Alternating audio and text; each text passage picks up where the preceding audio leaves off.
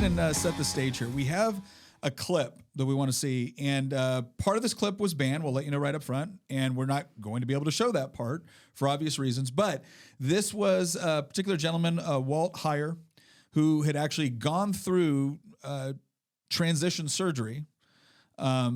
The full surgery. The full surgery, and he did it early on. He actually went through this in the early 80s. So this is someone that has kind of gone through the whole lifespan of what it was like starting off as a young child. I think he has some interesting points to make. And so we're going to go ahead and show a few clips from this this discussion that he had with the Heritage Foundation, and we're going to go ahead and weigh in.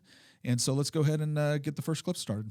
Affirming children into a cross-gender identity is child abuse. Let's be honest.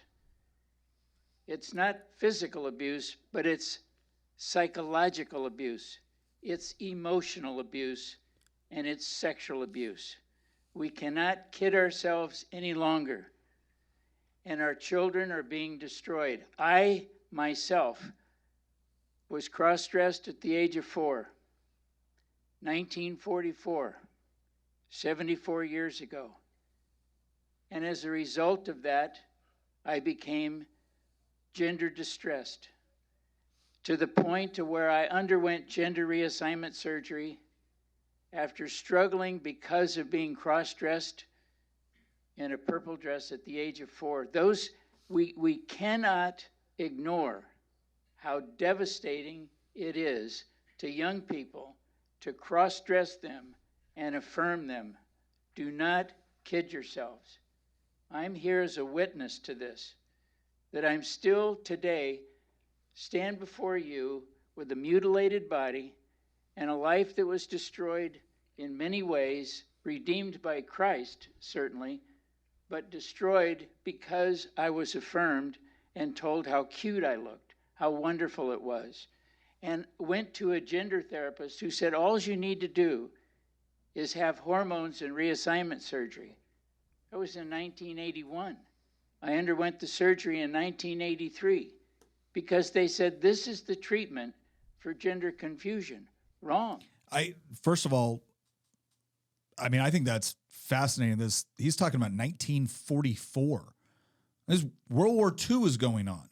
He's the same age as my grandfather. Well, that's when somebody dressed him up and affirmed him as a girl. Yeah.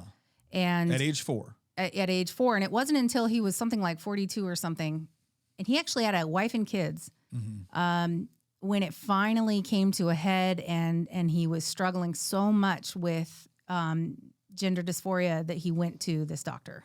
Now, a lot of the argument you see coming from the left is, well, yeah, the reason why he was struggling with it is because all of you bigots on the right weren't willing to accept what he really was. That is always the argument. And what I don't understand here is, again, if at 4 years old, adults, right, presumably his parents, but who knows who else, is dressing him up in a dress and affirming that.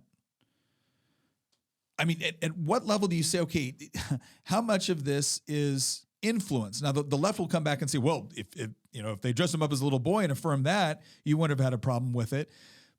But again, this goes to this larger conversation that really started in the 50s with respect to a lot of like the academic work on trying to separate gender from biological sex. But I mean, is it still fair to say at this day and age that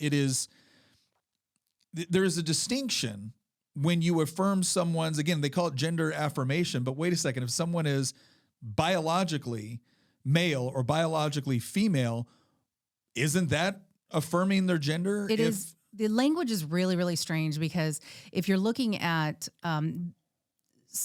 within the psychological, community, you have this term. It's called gender conversion therapy.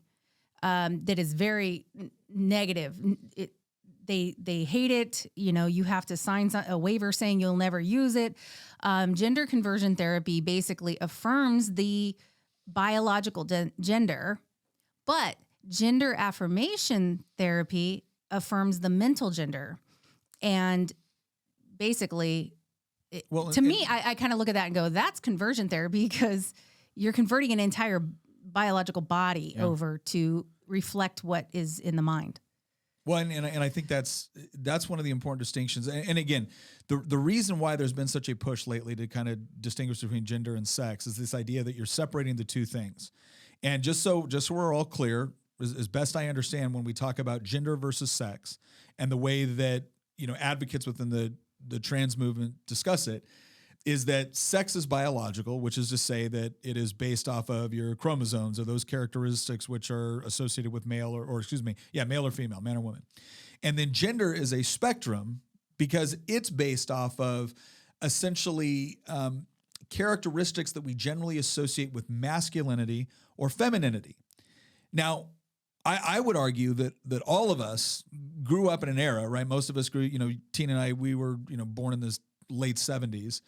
Right, you guys are much younger. We won't go into it, but it was this idea that we always knew that there were differing degrees of masculinity and different degrees of femininity. Mm-hmm. But when we were growing up, nobody thought, or I shouldn't say nobody. Obviously, some people. Society in general basically said, well, okay, that is a woman or that is a girl that has certain masculine traits. Well, we used to have, or characteristics. We used to call her a tomboy. Yeah. Yeah. And if you had a guy that had more feminine traits, but again, there was always a distinction there is like, okay, that is a feminine trait being, realized by a man, or that is a, masculine trait being realized by a woman. But again, I don't recall anybody thinking, therefore that makes you. No, back then it was quite the opposite. Yeah. Back then there was a lot of affirmation surrounding, if you're a boy and you like to play with dolls, that's okay. It doesn't make you less of a man. Yeah. You're just going to be a great dad. You're going to have babies and you're going to know how to treat them because you love dolls. Yeah. If you're a girl who loves to go hunting and fishing and loves to build things like me, mm-hmm. You're a tomboy and you're going to go out and do all kinds of things, and boys might not think you belong in that arena, but you can, because you're a woman and women can do this too. Yeah. And it doesn't make you less of a woman. And the problem is now when they start seeing these traits, they go, oh, well, maybe you're a man. Oh, well, maybe you're a woman. And there is no longer, you can be a woman and still do this, or you can be a man and still do that.